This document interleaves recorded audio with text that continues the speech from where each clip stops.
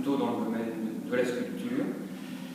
Je travaille à l'école d'art du Grand Angoulême et effectivement mon travail se développe autour du dessin et du volume et des installations.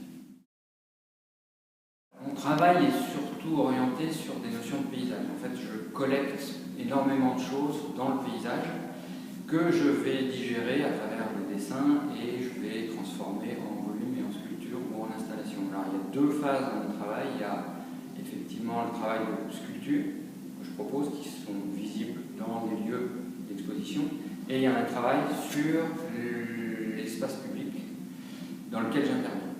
Et donc, je propose des dispositifs éphémères que je photographie et que j'abandonne dans la rue.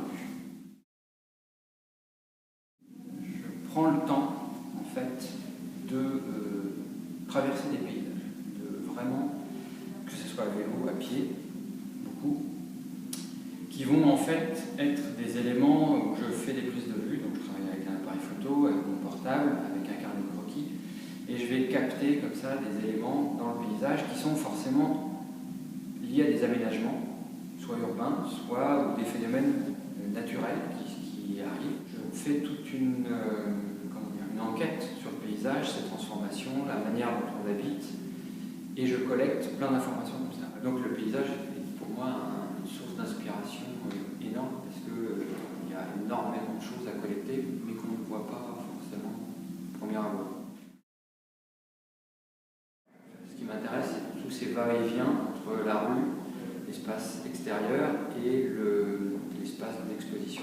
J'ai le deuxième volet du travail qui consiste à carrément faire des interventions dans l'espace public avec des matériaux assez pauvres, mais en interrogeant justement tout l'aménagement urbain et la façon dont on vit dans cet espace-là et comment on se l'approprie ou pas d'ailleurs, parce qu'effectivement il y a plein de choses qui sont interdites. Et en tant qu'artiste, là, moi j'interviens sur des espaces dans lesquels normalement je n'ai pas le droit d'intervenir. Surtout que je fais des interventions sauvages qui sont éphémères et que j'abandonne dans les lieux. Ma posture d'artiste, là aussi, c'est trouver d'autres moyens que le lieu d'exposition ou l'atelier pour prolonger mon travail, pour le montrer dans d'autres cadres.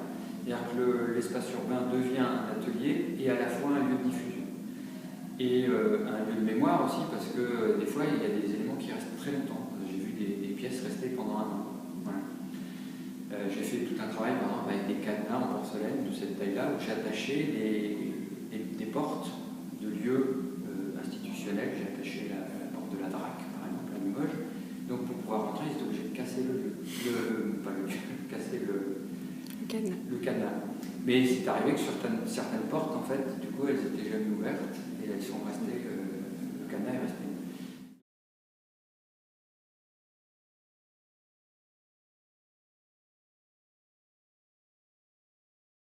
L'œuvre qui est derrière a été réalisée pendant une résidence que le FRAC m'a proposée il y a quelques années, en 2004. Et en fait, il y a beaucoup de choses qui sont liées aux anecdotes que je vis, que je perçois dans mes balades.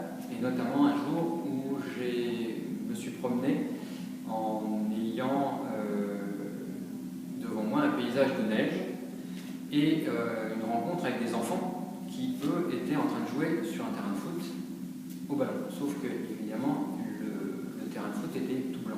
En m'approchant, j'ai constaté qu'ils avaient en fait retracé les lignes du terrain en enlevant la neige. Donc une soustraction pour redessiner exactement les limites du terrain. Donc de là, pour moi, il y avait une idée très forte et que j'ai ramené immédiatement chez moi. Je cherchais comment le traduire, j'aurais pu le faire sur un bout de papier, sauf que là, je l'ai fait sur un tableau avec une craie. Et une craie, en fait, ça fait de la poussière, comme de la neige. Donc le processus à la fois du matériau et le processus visuel était en lien entre l'image que j'avais fait et le processus de réalisation. Ce que j'aime bien dans mon travail d'artiste, c'est de communiquer en direct et pas forcément avec tous les réseaux sociaux. Ce qui m'intéresse, c'est l'interaction avec le public.